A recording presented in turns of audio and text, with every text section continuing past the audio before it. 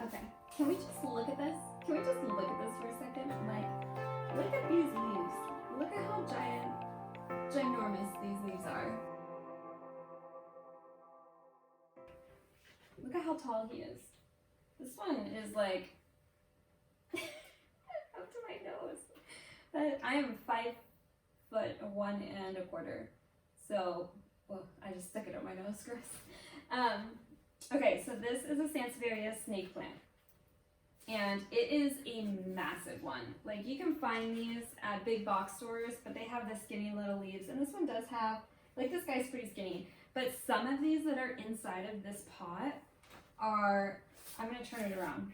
Well, you can see, let's talk about this for a second, because, you know, this thing, people ask me when they should repot their plants. This is when you should repot your plants. At least for these. These really like to be root bound a lot, and they grow new shoots out, and eventually they rupture their pots. So yeah, obviously this one needs to be repotted. So let's turn this guy. See that foot turn? Let's turn him around so we can look at these back leaves. So I just want to look at it. Okay. Like, look at this guy. Look at that leaf. Like, that is massive. I have never seen a snake plant this big. I am so stoked I got my hands on this thing. Okay, the key with indoor plants is to not overwater them and don't let them sit in water. And how you do that is with a super well drained pot. This pot's obviously super well drained because it's not even a pot anymore. In the back, the hole's in the back, because it's all broken. But anyway, these like to be super duper dry. So, I'm gonna repot him today into pots with coconut coir, a ton of perlite, because perlite equals aeration and fastly draining soil. And then also worm castings, because worm castings is what I feed my plants. And this guy, I bet you anything, is super duper hungry. He's so cool. Okay, let's do it. Let's do it. Okay, so everyone knows I always make a giant mess inside my plant room, but I actually had another video that I had one kind of like this. It was really, really massive, and I broke it apart and sold it. And it wasn't like the leaves weren't as big as this one. It was one of these, but there was just a ton in one pot. And it took forever, and I made such a giant mess. And after like vacuuming that up, I was like, you know what? I vacuum this room like twice a day, every single day, trying to keep up with my soil of repotting all my plants. So I put a blanket down. Keep my soil under control. So this guy is going to be easier to get out of his pot than the last one, because I'm just going to keep breaking his pot. The last one that I had, my son, actually I'll post a clip of it because it was pretty funny. My son had to help me get the plant out of the pot because it was so incredibly root bound, and we laughed a lot. It was really funny. I need scissors. I've enlisted the muscles. Yeah. Is it?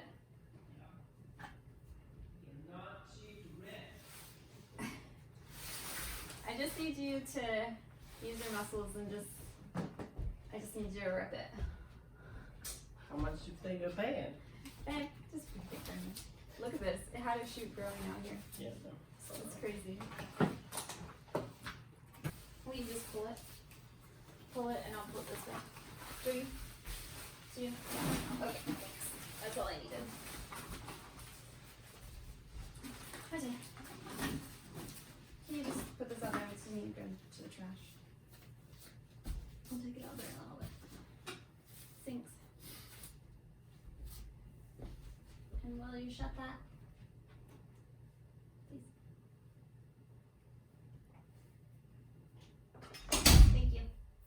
Okay, so yeah, he's pretty darn root bound. So these come off in these shoots, and we're gonna start with this one, and I'm gonna just start getting all the soil off. The thing with these, and the thing with the one that I did the other day, is that when they get so root bound, the ones in the middle start to, well, they don't get enough light, so they die. The one that I had the other day though, he had a lot that were rotting from being overwatered. So we had both the inside were not getting enough light, so they were dying, and it was massively overwatered. Okay, check this guy out. This is so cool. So, this guy's root comes all the way down and is massive. I'm gonna take all the dirt off. I wanna see all the roots connected. I think that would be really cool.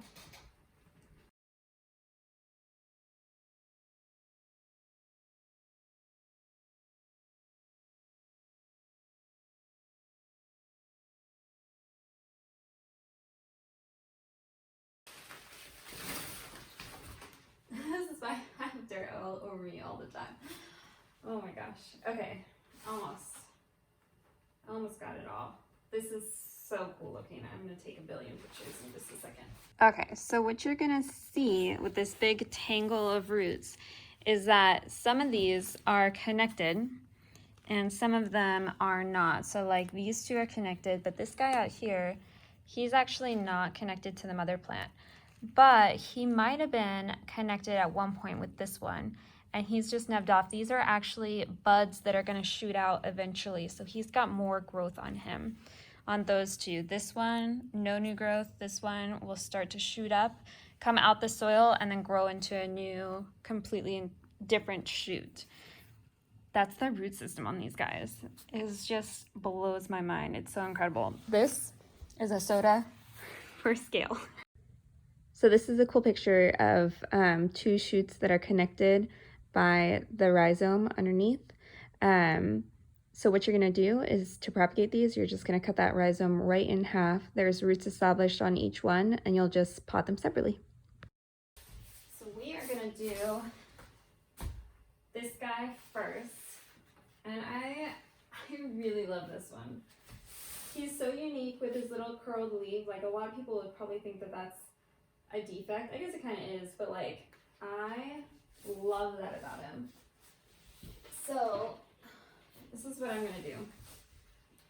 The key with these is that they get super top heavy, which isn't honestly the best thing on the planet, because they tip out of their pots really easily, and obviously we don't want that. So what I'm gonna do is I'm gonna get him as deep in this pot and as centered as physically possible.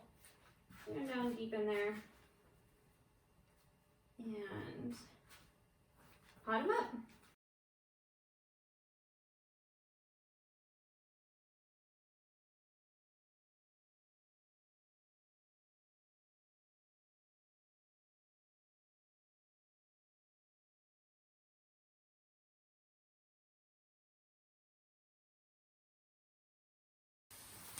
Check him out.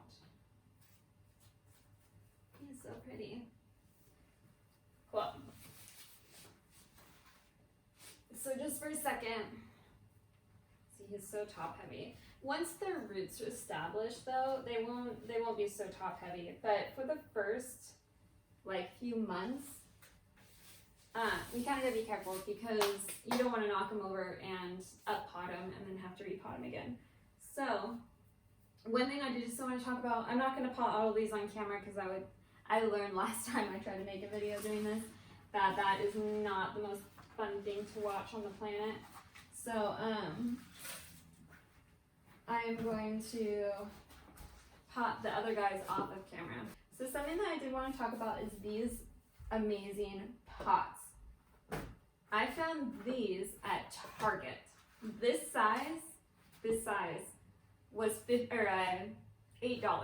So I found these pots at Target, and they are my new favorite pots for two reasons.